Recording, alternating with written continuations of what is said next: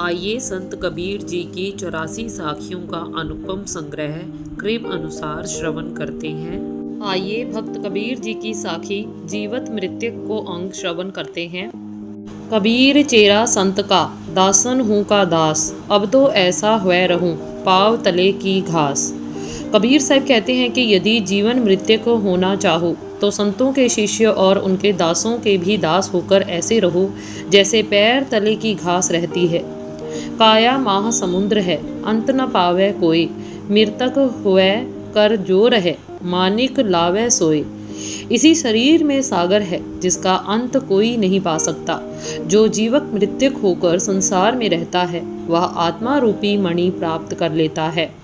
जिन पावन भुई बहु फिरा, देखा देश विदेश, तिन पावन धित पकड़िया, आंगन भया विदेश। जिस मन रूपी पांव से जमीन पर बहुत घूमा और देश विदेश देखा, जब वही मन आत्म स्थिति को पकड़ लिया तो आंगन भी विदेश हो गया।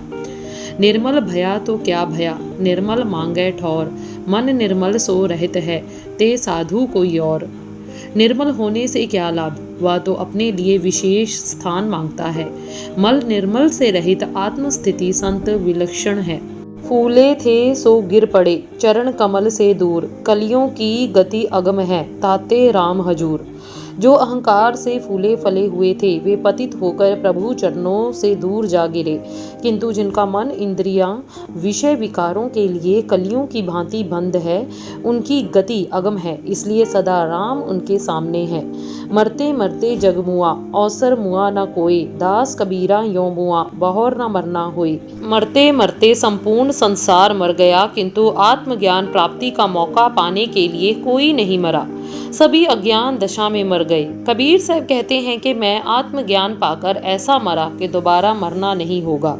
मृतक तो तब जानिए, आपा धरे उठाए, सहज सुन्न में घर करे, ताको काल न खाए। मृतक तो तब जानना चाहिए जब मानव अहंकार से ऊपर उठ जाए और सहज शून्य में अपना घर करे, तब ऐसों को काल नहीं निगलता। शब्द विचारी जो चले, गुरमुख होए निहाल, काम क्रोध व्यापे नहीं, कभू न ग्रासे काल। जो गुरमुख सद्गुरु के उपदेशों पर विचार पूर्वक अमल करता है वह निहाल हो जाता है, उसे काम क्रोध आदि नहीं व्यापते, ना ही काल कभी उसे अपना ग्रास बनाता है।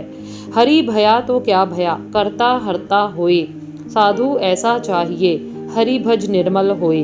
परमात्मा हुआ तो क्या हुआ, वह तो सृष्टि रचयिता और संहारक दोनों हैं। अतएव साधु को हरि भाव से भी परे होकर हरि भजन के द्वारा निर्मल हो जाना चाहिए। भक्त कबीर जी की अगली साखी सजीवन को अंग जल्द ही आप सबको श्रवण करवाएंगे।